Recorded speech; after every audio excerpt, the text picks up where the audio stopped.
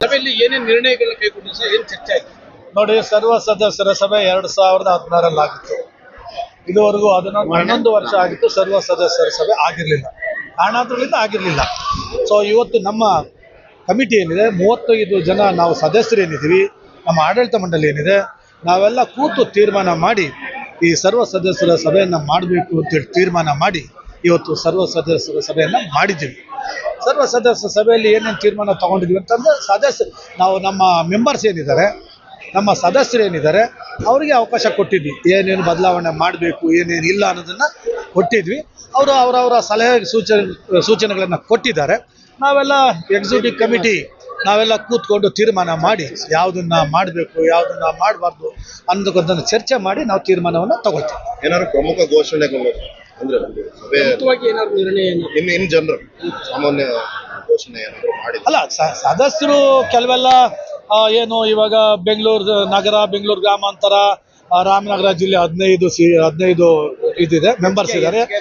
ಅದನ್ನ ಡಿವೈಡ್ ಮಾಡಿ, ಏನು ಬೆಂಗಳೂರು ನಗರ, ಗ್ರಾಮಾಂತರ, ಇದು ಸಿಟಿ ಏನಿದೆ ಅದನ್ನ ಡಿವೈಡ್ ಮಾಡಿಕೊಡಿ ಅಂತ ಕೇಳ್ತಾ ಇದ್ದಾರೆ. ಕೋಲಾರದವರು ಕೂಡ, ಚಿಕ್ಕಬಳ್ಳಾಪುರದವ್ರು ಕೇಳ್ತಾ ಇದ್ದಾರೆ, ಮೈಸೂರವ್ರು ಕೇಳ್ತಾ ಇದ್ದಾರೆ.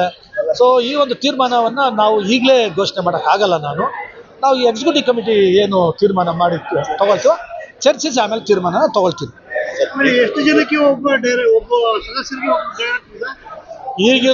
ಈಗಿರೋದು ಬೆಂಗಳೂರು ಸಿಟಿ, ರಾಮನಗರ, ಬೆಂಗಳೂರಿನ ಗ್ರಾಮಾಂತರ ಸೇರಿದ್ರೆ 2,60,000 ಇದೆ. ಒಬ್ಬ ಡೈರೆಕ್ಟರ್ಗೆ ನಿಗದಿ ಇಲ್ಲ, ಡೈರೆಕ್ಟರ್ಗೆ ಇನ್ನೂ ನಿಗದಿಪಡಿಸಿಲ್ಲ, ಆ ಥರ ನಿಗದಿಪಡಿಸಿಲ್ಲ. ಈಗ ಏನಾದ್ರು ಡಿವೈಡ್ ಮಾಡುವಂಥ ಸಂದರ್ಭ ಬಂದಾಗ ನಾವು ಅದನ್ನ ಎಷ್ಟು ವೋಟರ್ಸ್ಗೆ ಒಂದು ಡೈರೆಕ್ಟರ್ ಇಡಬೇಕು ಅನ್ನೋದನ್ನ ನಾವು ತೀರ್ಮಾನ ತಗೊಳ್ತೀವಿ. ಪ್ರಮುಖವಾಗಿ ಯಾರಾದ್ರೂ ಕಾರ್ಯಕ್ರಮಕ್ಕೆ ಬಂದಿದ್ದ ಸರ್? ಇವತ್ತಿನ ಕಾರ್ಯಕ್ರಮಕ್ಕೆ ನಮ್ಮೆಲ್ಲ ಒಕ್ಕಲಿಗ ಜನಾಂಗದ ಸದಸ್ಯರು ಮತ್ತು ನಮ್ಮ ಆಡಳಿತ ಮಂಡಳಿ, ನಮ್ಮೆಲ್ಲ ಡೈರೆಕ್ಟರ್ಸು ನಾವು.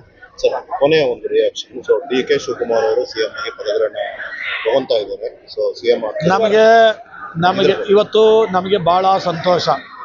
ಯಾಕೆಂದ್ರೆ ರಾಜ್ಯ ಒಕ್ಕಲಿಗ ಸಂಘದಿಂದ ನಾವು ಅವರ ಮುಖ್ಯಮಂತ್ರಿ ಆಗಬೇಕು ಅಂತೇಳಿ ತಮ್ಮನ್ನೆಲ್ಲ ಪ್ರೆಸ್ ಮೀಟ್ ನಾವು ಕರೆದು ನಾವು ಅಲ್ಲಿಗೆ ಘೋಷಣೆ ಮಾಡಿದ್ವಿ.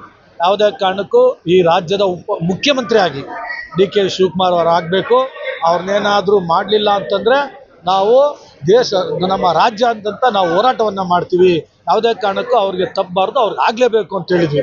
ಆದರೆ ಇವತ್ತು ಕೇಂದ್ರ ಸರ್ಕಾರ, ಕೇಂದ್ರದ ಅವರ ಹೈಕಮಾಂಡ್ ಏನಿದೆ, ಅವ್ರಿಗೆ ಇವತ್ತು ಮುಖ್ಯಮಂತ್ರಿ ಆಗಲಿಕ್ಕೆ ಅವ್ರಿಗೆ ಅವಕಾಶವನ್ನು ಮಾಡಿಕೊಟ್ಟಿದ್ದಾರೆ. 3ನೇ ತಾರೀಕು ಮುಖ್ಯಮಂತ್ರಿಯಾಗಿ ಪದಗ್ರಹಣವನ್ನು ಮಾಡ್ತಾರೆ.